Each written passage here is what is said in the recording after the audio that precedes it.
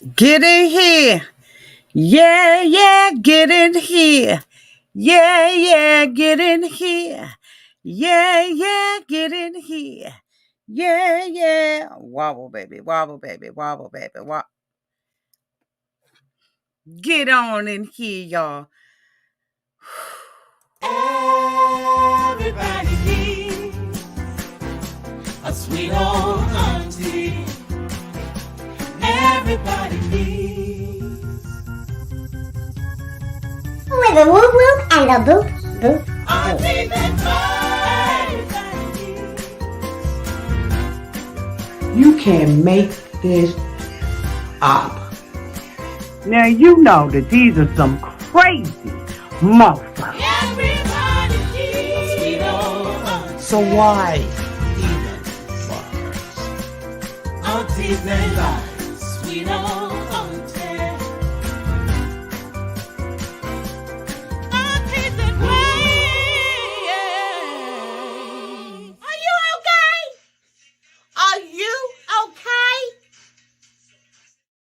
Well, hello, and this is Auntie. And I am here to do my review of 90 Day Fiance Happily Ever After, Season 7, Episode 17. Thank you, and next. If this is your first time being here, please like, comment, and subscribe to my channel. To all of my new subscribers, thank you all so much for joining this family. To all of my nieces, nephews, and my members who have been here with me for the long haul, thank you all so much for your continued support. If I was to rate this episode of 90 Day Fiance, y'all believe it or not, I will rate this episode a B minus. Yes, I would. Now let me know down in that comment section what you will rate this episode of 90 Day Fiance. The reason why I rated it so high is because folk are finally getting what they deserve. Oh, yes, they are now. Oh, yes, they are. So the first couple that I want to talk about is Yara and Jovi. Of course, as I said, Yara and Jovi had a conversation and he decided that he would allow her to stay. Now, as I said last week, for all of you all who watched, I believe that it was going to work out that way. Okay. Now, it looks like y'all giving some ratings. Let me put my glasses on. Yeah, y'all giving some ratings. Let me see what y'all are rating it. Hi, everybody. So let me see. Let's see. Okay, let's see. Okay, we got a B here, a B minus, an A minus, a B, a B. Okay. Okay. All right, so a lot of y'all giving it the same thing. Oh, somebody gave it an A. Damn. You gave it an A? Okay. So did Deidre. Okay, so did Adrian. Okay. Okay. Guess I'm right with what I said then. Guess you all kind of validated what I thought about it. Anytime I can, I got a whole lot of stuff that I want to say, it's worthy of that. And like I said, I think that some people are getting what they deserve out of this. So anyway, long to the short of it, Yara is staying where she is. And one of the things is when she was talking to Jovi, at first I thought that they were in the room together. And then the next thing I know, when he's walking out the door, the mother showed up, and it just scared the bejeebies out of me. I was like, where the did she come from? But anyway, she came from somewhere. She's been the mastermind behind this the whole entire time. And I'm just like, okay, it just is what it is. The next couple that I want to talk about is Elizabeth and Andrei. Now, this is the beginning of the counseling session. And Elizabeth indicates that everybody is here. And I disagree with that because I didn't see the husband or the boyfriends for Jen and our sister. So I'm like, the whole family is not there. Andrei and Big Daddy coming in with the same shirt on. They said that they didn't coordinate it, but that damn shirt ain't one size fits all. You know daggone well that baby daddy, Daddy Chuck had to go and get his special order, bitch. It's nowhere in the world you gonna tell me that this was not premeditated, pre-planned out.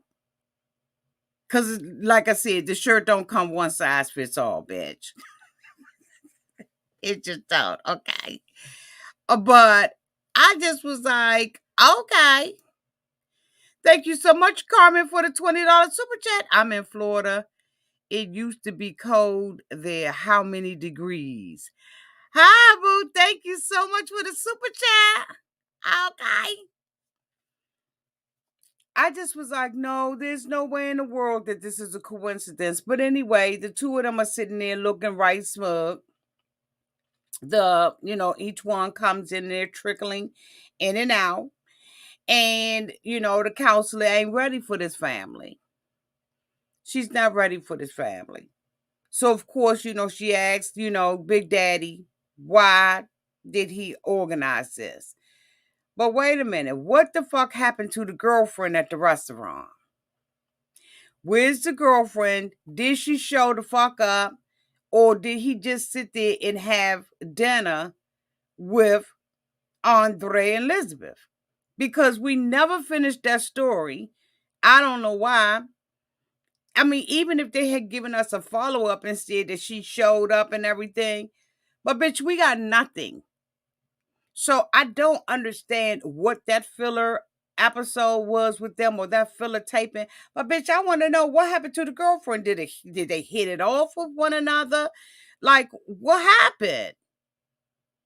Like, we deserve to know what happened. Now, they can put it on Instagram, bitch. They can put it wherever they want, but we deserve an explanation on what happened with said girlfriend. We just gonna skip over that. Bitch, like we forgot. We ain't forget that. So now we see him and he's saying that, the purpose for them all coming together is that he wants his family back together again. But I don't believe that that's what he wants. I don't believe that he wants a relationship with his kids. He said, we all used to be a family together. And now we not. But Daddy, you forgot the main culprit. And that's Andrei. They were a family before Andrei came around. It just is what it is. Whether or not they was dysfunctional as fuck before, they was dysfunctional and hanging together. Now when he comes in with his negative attitude, they're not talking. They're doing separate things. So, the father was like, they were close. And we saw it. We saw how tight this family was. And in every family, you're going to have issues, right? That's just my opinion about it. You get old enough, bitch, you got issues in your family. But this family seemed to, for the most part, overcome it. And there was a respect level for both the father and for the mother. Now, Andrei is claiming that somebody called on him. And the sisters was like, we're going to have to see the text messages. We're going to have to see everything. We need to see it.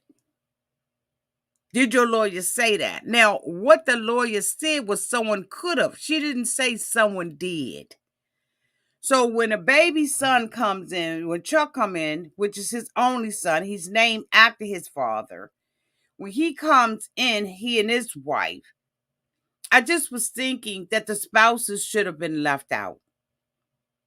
Why was this about everybody wanting to be close to Libby? Libby is the one that's doing all the foul stuff.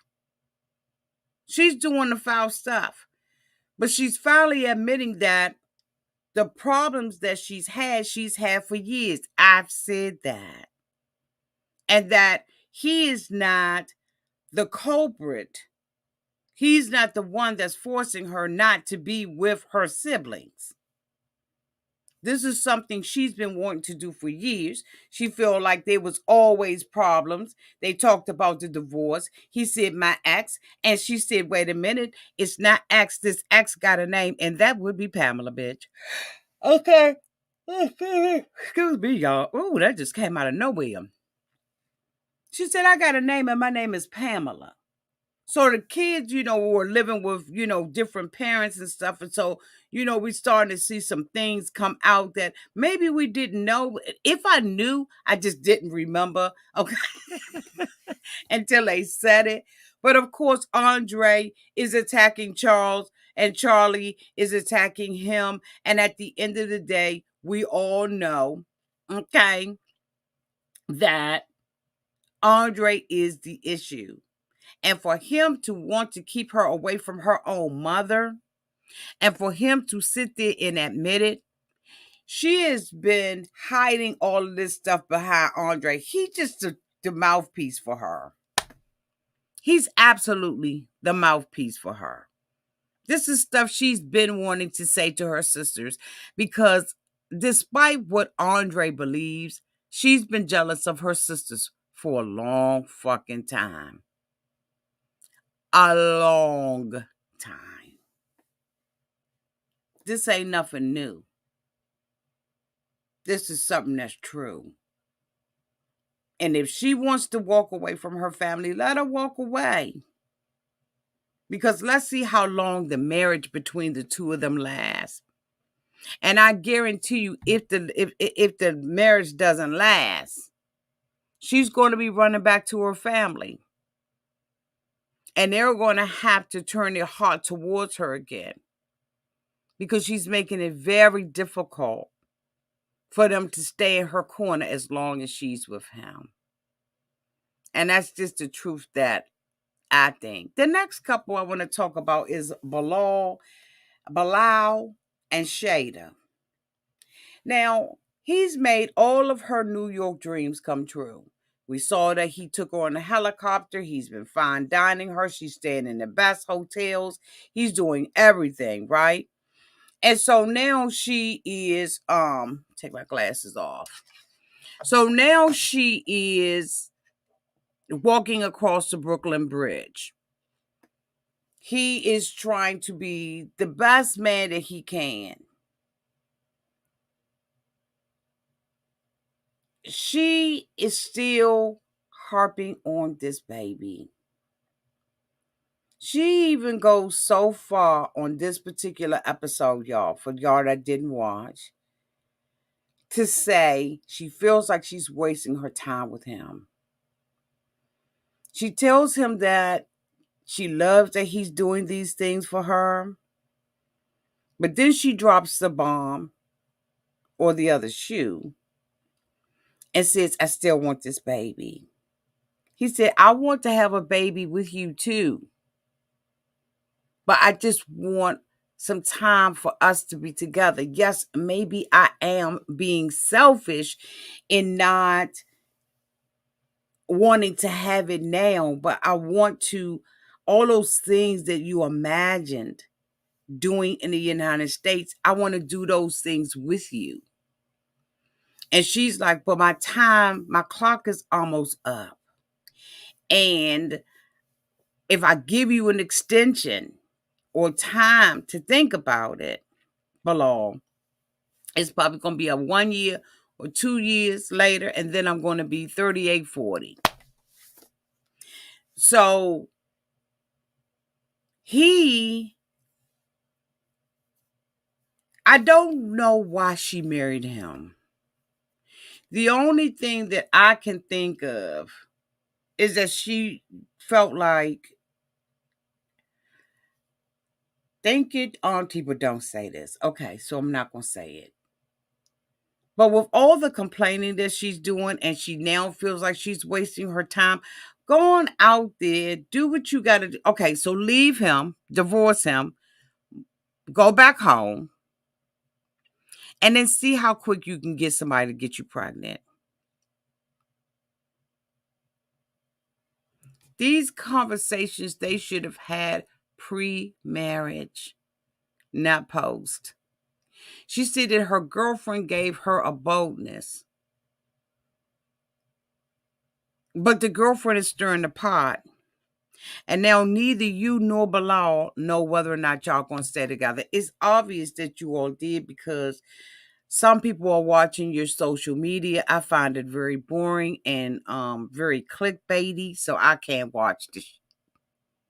It's very clickbaity. You're not getting out of it what you want. She has this one video where she says that she's going to show her hair. She never showed her hair. It's extremely clickbaity to me, and I do not like a bitch to not deliver on what they say they're going to do. I just don't.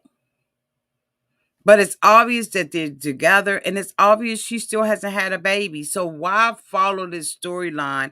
Why they made this their storyline, I don't know. Because it doesn't benefit either one of them in any of our eyes. Hell, I got people that come here and cuss me out on behalf of Shada. I have women who say, Auntie, you side with the men more than you do with the women, and I am a girl's girl. But I'm not going to sit out here and defend something that can't be defended, right? That's their fucking storyline. I'm telling it the way that I see it. She appeared, like Bilal said. He said in this episode, he said, I feel like once she get the baby, she's going to continue to want more, which we all know is true. And he's saying she's going to want more from me. So when does it end? And then is she going to continue to blackmail him, or try to manipulate him with leaving?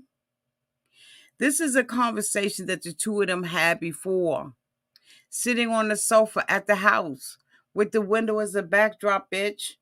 And they had this conversation, and she said, Below, I say these things out of anger, but I won't say it again. But now she's steady using it. And we all know that that stuff is only going to last but a short time. It ain't but a little while that you're going to be able to manipulate a mother. Like, it's just, you just not going to be able to do it. Talking about blackmailing, Auntie, we see Angela coming out the house with her cell phone, her cigarettes, her Marlboro Reds, and she looking a hot ass mess. Angela, at least put foundation on. Even if you don't put eyeshadow, eyelashes, you don't put your eyebrows together, at least put on some foundation, because, bitch, it looked like, I don't know what was going on with girlfriend's skin, but the skin was just like it was fucked up. Angela looked a mess. She comes out there and she says, I'm getting ready to cry. I'm getting ready to do it. I don't understand why the fans of 90 Day Fiance does not hold Angela accountable for tears. Bitch, if you gonna cry, we need some tears. We don't need you covering up your face. We don't need you getting red. We don't need the sniffing, the fake sniffing. Like, we don't need all of that. We need real fucking tears. We need tears that's going to convince us that you are absolutely hurt, broken, fucked up, and just, we don't need you to come out there looking tired in the face. We don't need you to come out there looking fucked up.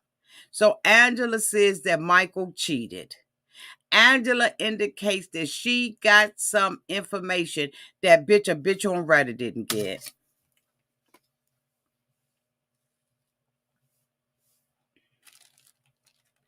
If the information ain't on Reddit, then bitch, it don't exist.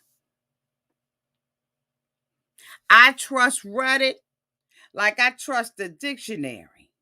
If it ain't on Reddit, bitch, it don't exist.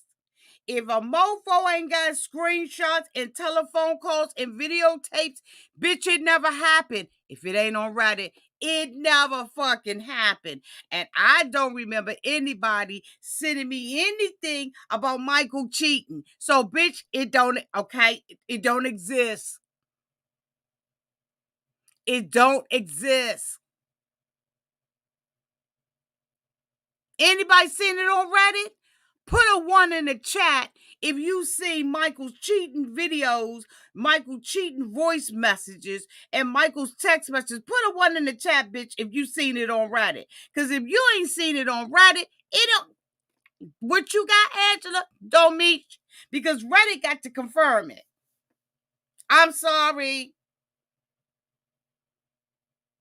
And I ain't seen nobody. I don't even see not one in the chat that anybody seen it on Reddit. Didn't it mean it don't exist, Angela? Angela indicates that she got not only text messages, but a voice message from Michael calling some chick and telling the chick that Angela's getting ready to leave and he got some money for her and don't give up. Now, it was Michael's voice. But, bitch, I don't believe that Michael was saying that to another woman. I believe that was something he was saying to her. Or maybe the girlfriend that left, that we don't know where the fuck she is. Was he talking to the girlfriend that left? Because she just left, but she got ghosts and we don't know where the fuck she is. What was her name? Renee? Where is she?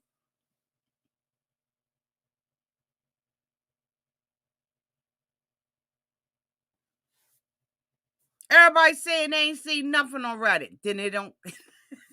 Then bitch, it don't exist. Because y'all know Reddit be having they be having this stuff together. If Angela got it, Reddit got it. Then she shows us a text message. And in the text message, Michael's saying she about to leave me. She says she about to leave. Don't give up on me, baby.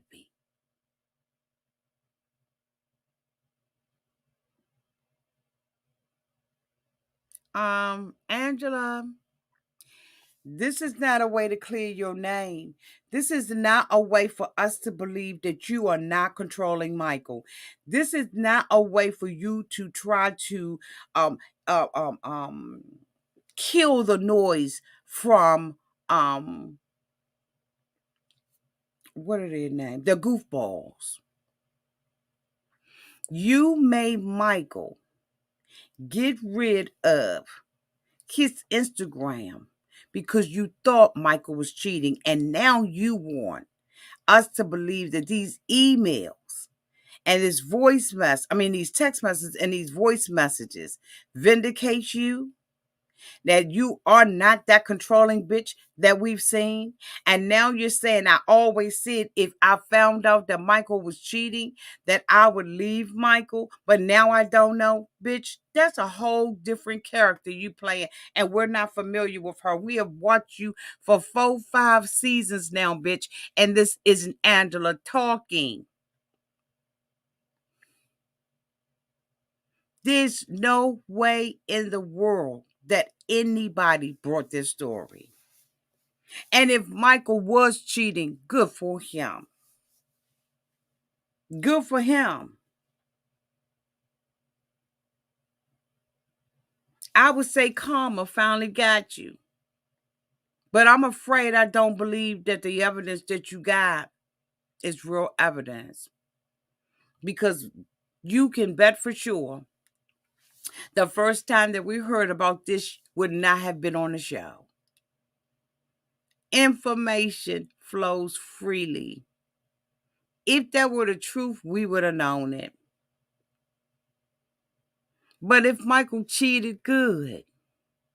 Because you treated that man like crap. And then she gonna sit there and say, well, I had a crush on Billy and I did admit it after getting pushed. After you got pushed, after you got embarrassed, now everything's working out with Michael. Nobody believe that bullshit. Nobody. Last but not least, y'all, we gonna get out of here early. It's Kimberly. Did y'all feel sorry for Kimberly?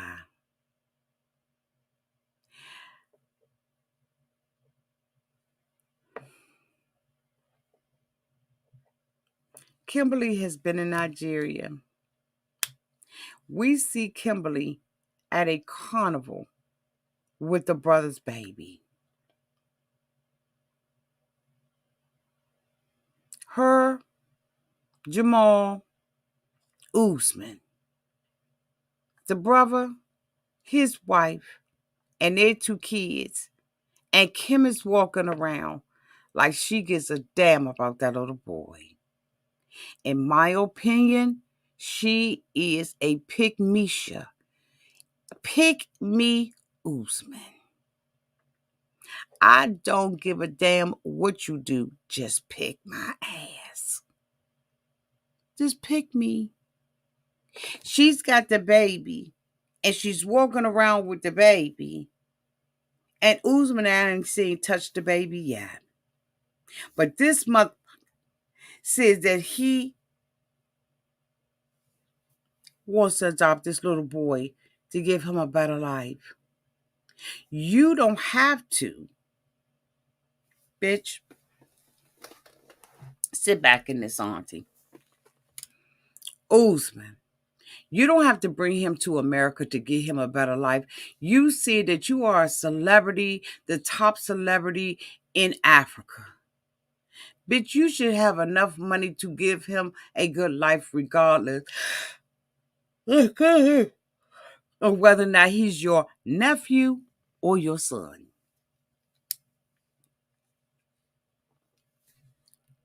Because you're popular, right? Thank you so much. Just a matter of time for the $9.99 super chat. Watching any woman get rejected is hard to watch, but this needed to happen to Kimberly. She didn't seem to see the writing on the wall any other way. And honey, she still ain't seen the writing on the wall. She saw it and looked at it and thought it was scribbles. But she doesn't even realize that it's words in a connected ass sentence. Matter of fact, it's paragraphs. It's chapters to this shit. Thank you, Tam. So Kimberly, the brother and the wife said that they don't like this. They said they were shocked. They still shocked, but they trying to consider it. But they want that little boy to grow up in his religion. This is very important to them. We sit there and watch Usman, and he has no connection to this little boy. Now, to Usman, he says because he can't have a second wife, he's going to adopt his brother's child. But you don't fuck with the child. Oh, bitch, we's watching. And Kim, who's old enough to be this child's great-grandmother, is considering this bullshit because this is how desperate she wants to be. Desperately, she wants to be with this man. So she's ready to settle. So we see Jamal going back home. We see the infamous PlayStation in the corner. Bitch, did it look like it got back wrapped up to y'all? It did to me. Didn't look like it was with the luggage, but okay, I digress. He's telling his mom, I ain't really feeling this. You a pick-me-sha. You are impulsive and you'll do whatever it takes to make this man happy. But what about you? You about to change your whole fucking life for this man. Now, Mom, I ain't saying that he a son of a bitch. I'm just saying he a bitch. I ain't really feeling this because you not taking care of you. And it's a shame that her son has to tell her that.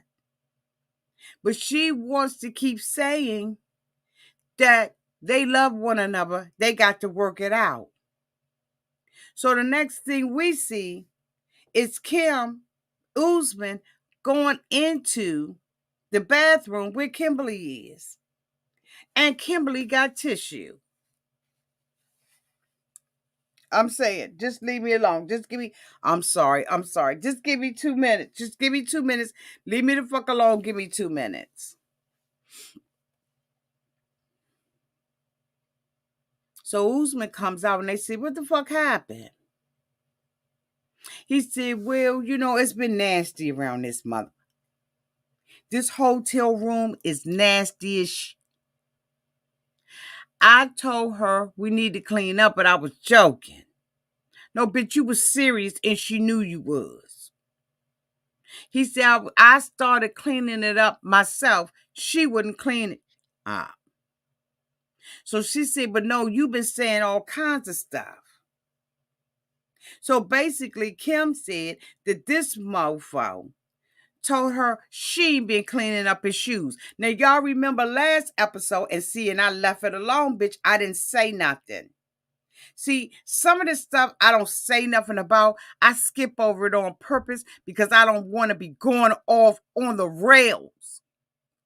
But last episode, we saw him tell her to rub his feet down.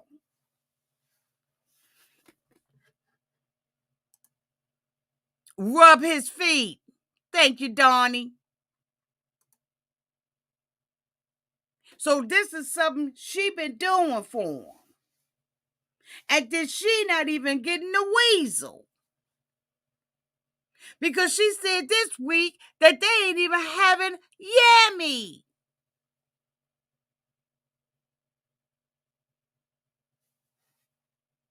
He want her rub his feet, put his shoes up, clean up in that. If you don't get your bitch ass up and do it yourself, if you don't like how I look in this room, clean this month. But don't be tripping on me. So the next thing you know, she's running down the list. I don't walk right. Now, Kim, we all know you pigeon toe pigeon toe and knock needed up in that month. Okay, so I got to agree with him about the walk that you're walking. Okay, you're walking the walk, and you think it, Auntie. She said he don't like how she walk. He don't like how she look. Her stomach too big. She need a motherfucking tummy tuck. He said he don't like, that she don't clean up around that mother. And she said, you don't know how much I'm sacrificing to be here. He said, don't go there. Don't go the fuck there. Because I'm sacrificing for you. Now, when he was at the table with the brother and the sister, he said that they was going to get married within 2 months, and bitch, he needed to have a baby over there quickly. She said it don't work like that. He said, what the fuck you mean it don't work like that?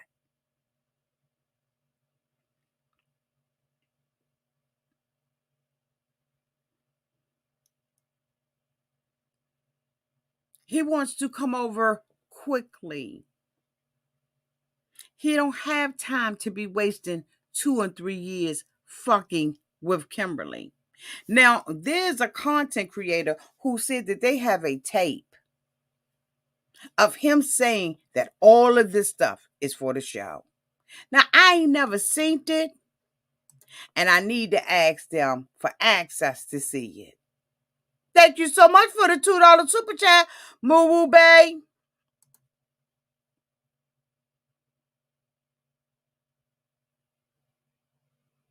But Kimberly appears to be smitten with him.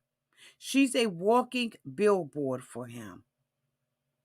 And now she's in here and he's not even giving her yammy.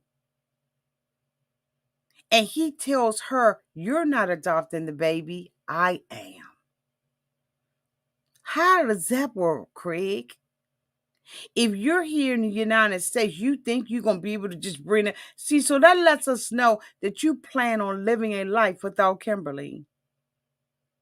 You're saying that you're sacrificing giving up the second wife in order to be with Kim.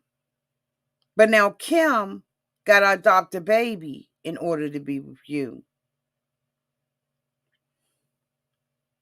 How the fuck does all this work? Kim does always say, "You're not sacrificing like me," which is making it seem like what she's doing is up here and what he's doing is down here. She doesn't even realize that she's been making these comparisons, and she continues to throw this in in his face. And I'm saying, bitch, stay home. Not only did you fly to Nigeria, but you flew your son for that you say don't hear you. Kim, he hasn't heard you from the beginning. This ain't new. Why do these people get on here and think that this stuff is brand fucking new? It's not. Kim says that she doesn't have a voice in the relationship. But when she comes out the bathroom to finally have a conversation with Usman, she can't even look him in the face. She is so disingenuous about the relationship, in my opinion, that she's talking to him and he's sitting here. At least turn to him. She tells Usman, "Get off the phone so we can have this conversation," but you won't even look him eye to eye. Bitch, I need to see your expressions. I need to see where you are with this. And she can't do that looking off into space, having an argument. She doesn't want him to tell her that her stomach is too fat. He's saying he joking, but no, bitch, you don't joke about the stomach. And then to tell me that I need a tummy tuck, she said that she felt like everything he was saying to her was saying that she wasn't good enough and she's tired of not feeling good enough. But she's good enough to get him to the United States, and she's good enough to help him raise his brother's son. The son even asked him, "Where the fuck y'all gonna live at? How you gonna even manage this, Mom? You changing your whole life for this man. You impulsive." But she wants to say, "Well, he loves me." So Kimberly gets upset because Usman is like, "Don't throw that in my face anymore." She says, "I am now making a decision and having to adopt a baby." He said, "You don't want to adopt a baby? Then don't do it. Fuck it. The offer is off the table." She said, "I don't want to feel like nobody favor." Kim, you knew from the beginning there won't nothing going on between you and this man. You have had so many knockout, drag out fights with him that even we know that this ain't over. We know that you appear to be one of those women who have to be treated like in order to feel like something. Let me repeat myself. You appear to be one of those women that has to be treated like in order for you to feel like you've been treated like something. You don't give a damn. So now you sitting there saying, "I don't feel heard in this relationship." When have you been heard? He hasn't heard you at all. And now you sit up there and say, I'm done. And you put the ring down and you walk in your knock needed, toe twisted ass up out of there looking stupid. And guess what? Because you did that and you are impulsive and you don't know how to manage your emotions, you don't know how to have a conversation, you give him the upper hand to drop your ass, even though you're the one who took off the ring, bitch. You gave him the opportunity to make you look like a fool.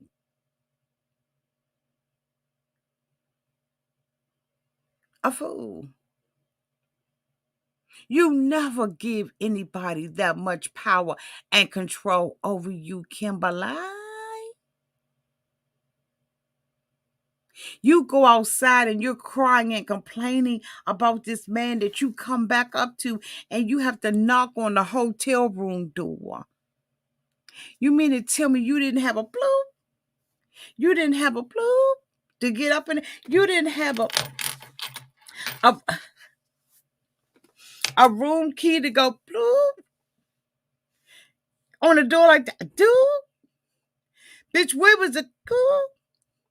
I don't understand what this was about. I'm looking for you to go.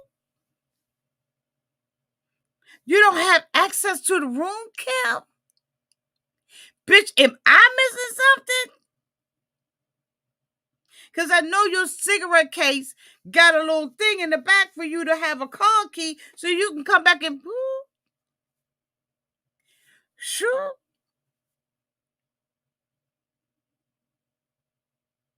But he let you back in.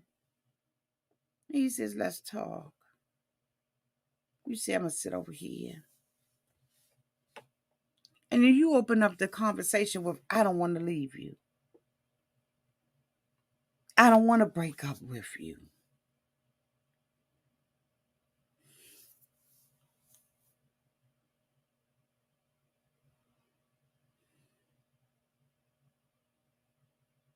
Just don't have no comeback.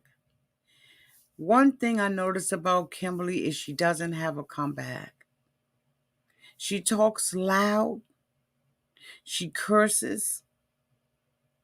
But she don't have a comeback. This man verbally outlasts her. He verbally beats her at every play. There hasn't been a conversation yet that Kimberly has won with Usman. Go back and look. She has now won one argument or one fight because she doesn't have a comeback. She sits there and tells this man that she doesn't want to break up with him, but that she needs to feel heard in this relationship because you do love me, right? He said, oh, I can't do this anymore. You take the ring off. You said that you're done. What I'm doing for you. When I adopt this little boy, he's for you. I'm doing you a fucking favor. You try to say that you do more than what I do in this relationship, and I disagree with you completely. So here's what I'm going to do for you. You see this ring? You see this ring that you put down? You put this ring down. But I can't do it no more. I'm done. I'm over it with you. Take your ass back. Go back home. Get the fuck out of here. Because I don't want to be with you anymore, Kimberly. I cannot be with someone who thinks that they do more than me. Because I am the king. I am the king of Africa. I am the king of Zimbabwe. I am the king up in the... and now that your son is gone, and I don't have to be faking, fuck it. I'm out of here. And so are you. Don't want to be married to a woman like you.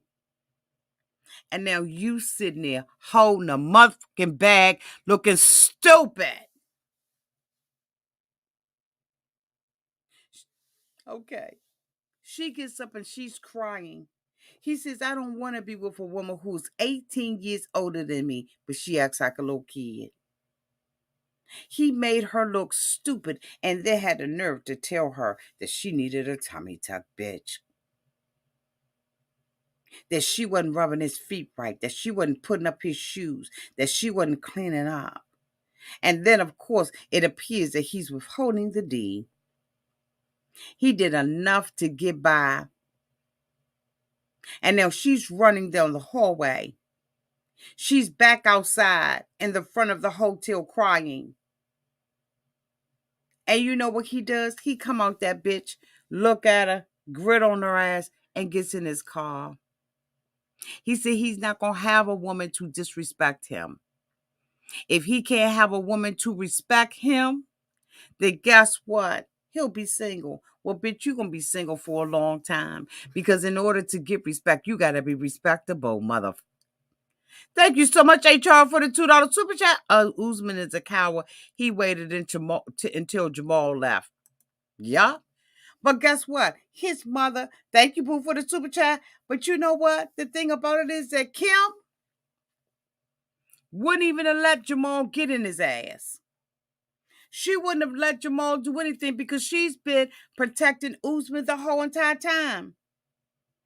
She's been covering for this month the whole time. So her son being in his presence, his manly presence, the protection that a son has for a mother, she's never let him ever do it.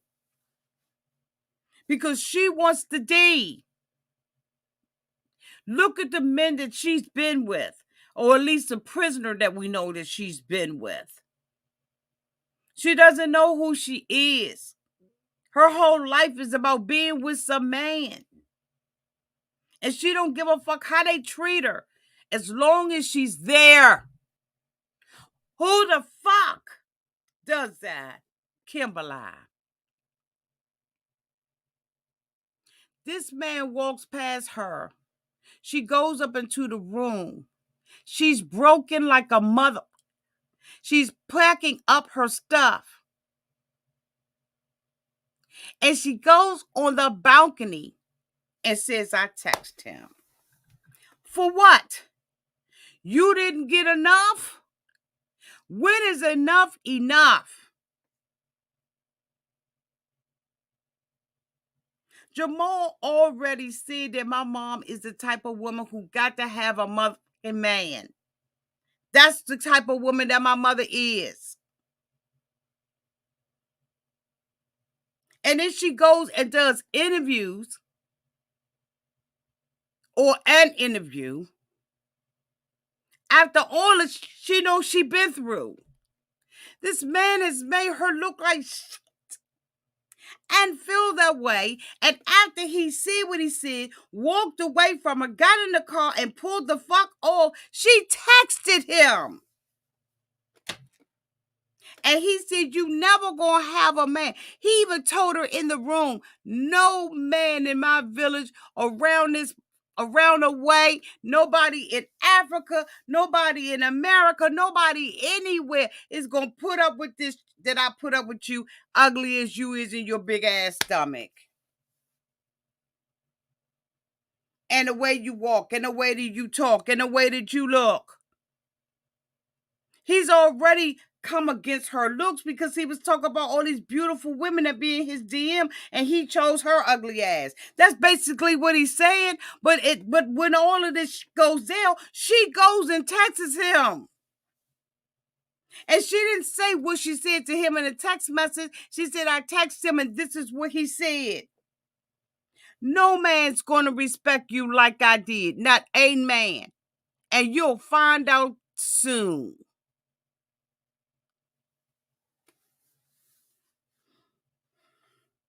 No man. That's a big, bold ass statement. She said, well, it's obvious that you didn't care anything about me. Well, bitch, we've been told you that. But I guarantee you, if you go to her Instagram page or Facebook page or wherever you want to go, she's talking nothing but good about this man. Because she don't see the good in herself. And that's the sad situation. And she telling them, this hurt me more than you think it does. We know it does because we women.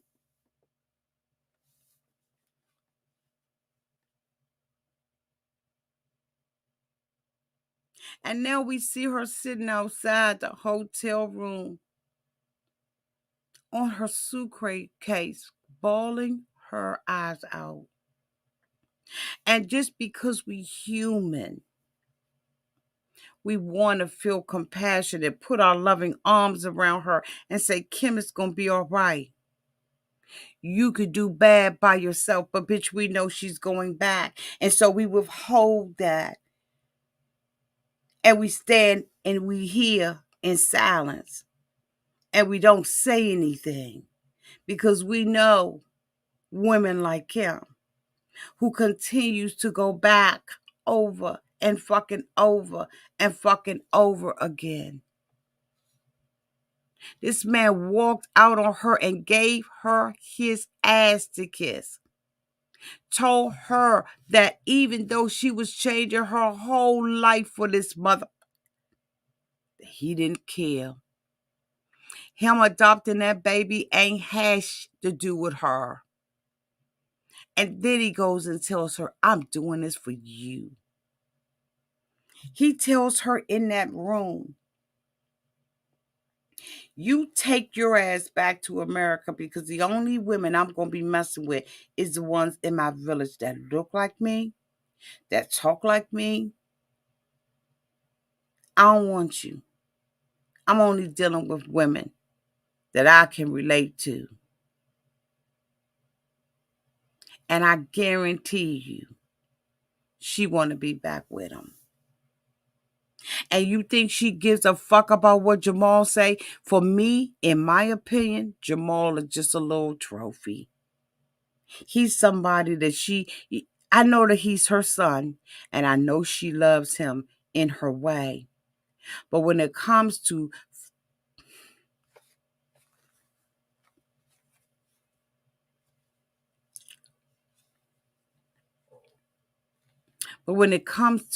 dating black men, she uses Jamal, in my opinion, to appear to be relatable to the plight of the black man.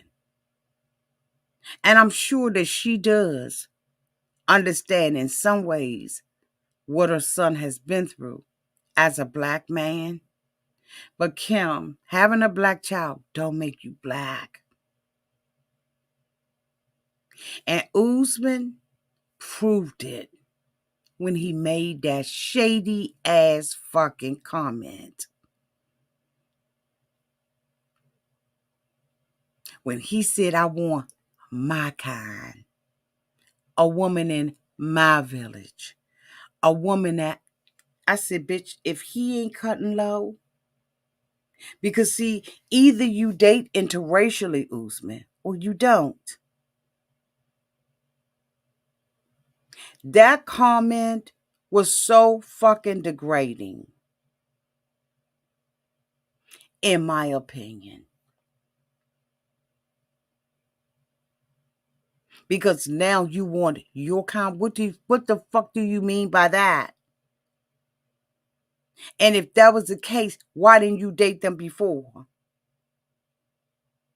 Why were you seeking out these two women to use them to use them? You picked the old, decrepit, and the vulnerable Usman to use them? I'm asking the question. I ain't making the accusation. Is this what you do? Because it's mighty funny. It's mighty funny that these is the type of women that you date. And then Kim says, let him mess with the people who are in his DMs. What the fuck?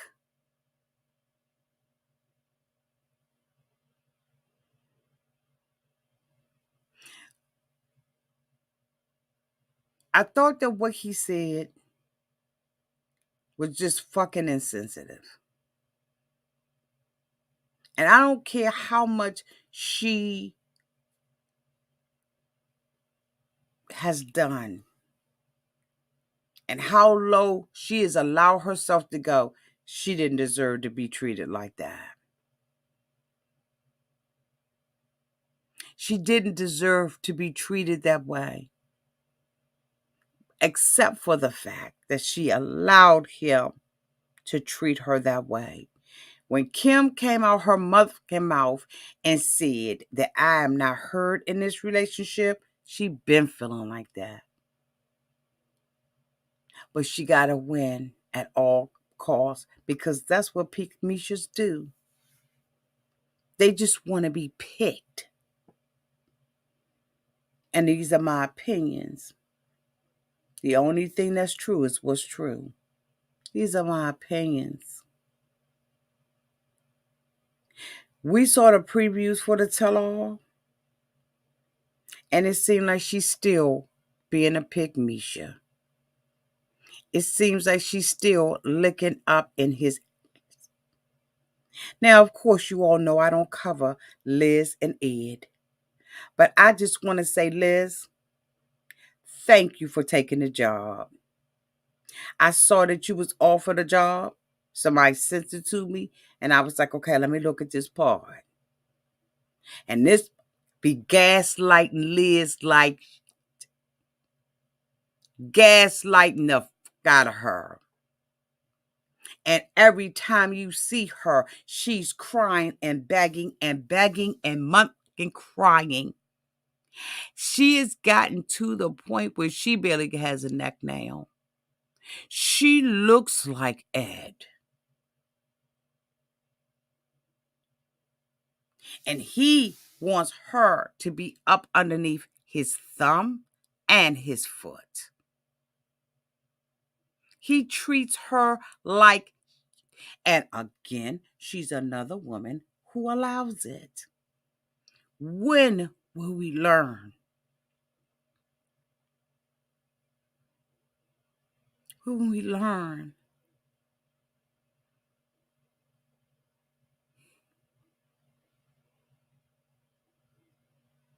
She took the partnership and he said now he feels like she should have talked about that. She ain't married to him. And as a matter of fact, he sat there and told her he don't know if he's ever going to be ready to marry her. He don't let her talk, walk, or chew bubblegum at the same motherfucking time.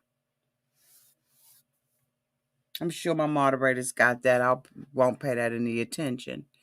Thank you so much, David Chambers, for the $5 super chat. Auntie, I haven't been able to watch her. I'm getting ready for work. I know Soldier Boy didn't tell her she need to get a tummy tuck. Yes, he did. Yes, he did. Yes, he did. Thank you, David.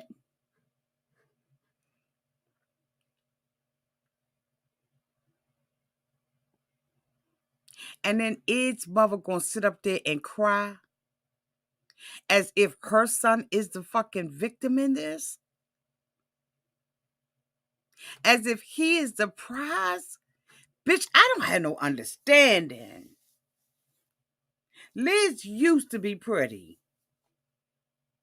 But honey, she looking tattered than a month.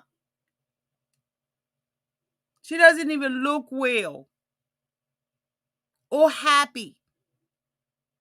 There's no glimpse of the Liz that used to be there when I halfway liked her. I'm telling you, if you matched up with the wrong person, they will fuck your beauty up.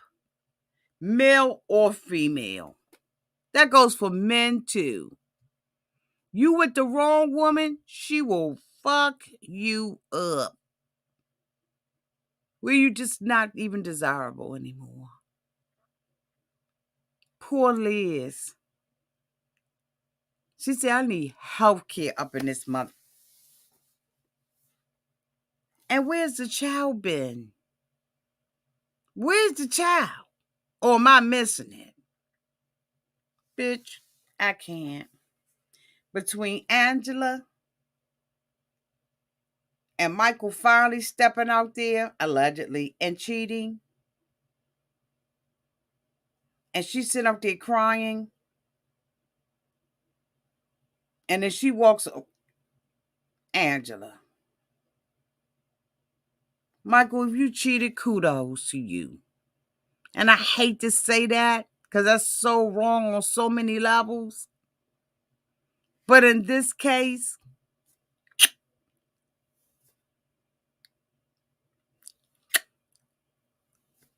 bitch. Anyway, y'all, this is the end of my review. Thank you all so much for being here. I really do appreciate it. Thank you for the super chats. You all get ready tomorrow because tomorrow tomorrow is Sister Wives Monday. I'll be doing 2 reviews back to back, catching y'all up and then talking about the tell all because I did not do the last episode. So I said that I will save it for tomorrow. So tomorrow, get ready for Sister Wives back to back. Okay, which wife is next? And then tell all part 1. I'm going to be reading these mofos, but we're going to take our time. I will be opening up the phone lines, okay?